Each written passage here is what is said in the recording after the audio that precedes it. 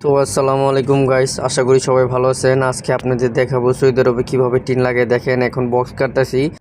তো guys box কাটা শেষ, এখন আমি বক্সকে ঝালাই করতেছি। দেখেন, তো ঝালাই করার পরে তো আমরা আরেকটা লাগাবো, জালি লাগাবো। তো সমস্যা নাই, আজকে এই ভিডিওতে দেখাবো সৌদি আরবে কীভাবে আমরা টিন লাগাই। বাংলাদেশে তো অনেকবারই দেখছেন, অনেকেই দেখছেন যে কীভাবে টিন লাগাই। এখন সৌদি আরবে দেখবেন কীভাবে টিন লাগাই আমরা। এই যে দেখেন মাপ দিতেছি। তো এখন ঝালাই করা শেষে পরে আমরা জালি লাগাবো। তো ভালো করে পুরো ভিডিওটা দেখবেন। তো গাইস বক্স ঝালাই করা শেষ, এখন আমরা জালি লাগাইছি। দেখেন এই যে জালি, এই জালিটার লাগানোর কারণ হলো বাংলাদেশে যেভাবে বাঁশের যে বেড়া লাগাতো, তো এই দেশে এইভাবে আপনি জালি লাগায় তারপরে ফোম লাগায়। তো সমস্যা নেই, আমরা ওই পুরো ভিডিও দেখাবো। তো গায়ে জালি লাগান শেষ, এখন আমরা ফোম লাগাইছি। এই যে দেখেন, তারপর আমরা টিন লাগাবো। ওই যে দেখেন আরেকজন মিস্ত্রি, সে হলো ইন্ডিয়ান।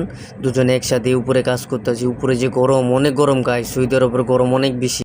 গাইস ফোম লাগানো শেষ, এখন আমরা টিন লাগাইতেছি। ওই যে দেখেন, তো দেখেন কি পরিমাণ রোদ, এই রোদের ভিতরে আমরা টিন লাগাইতেছি গাইস। তো ফাইনালি গাইস দেখেন টিন লাগানো শেষ। দেখছেন আমার পিছনে কত টিনগুলো কত সুন্দর দেখা যাচ্ছে। তো এইটাই গাইস, যত কষ্টই হোক আর যত গরমই হোক, প্রবাসীদের কাজ করতে হয় ফ্যামিলির জন্য, ফ্যামিলির সুখের জন্য। সব শেষ, আজকে ফাইনালি কাজ শেষ হয়ে গেছে।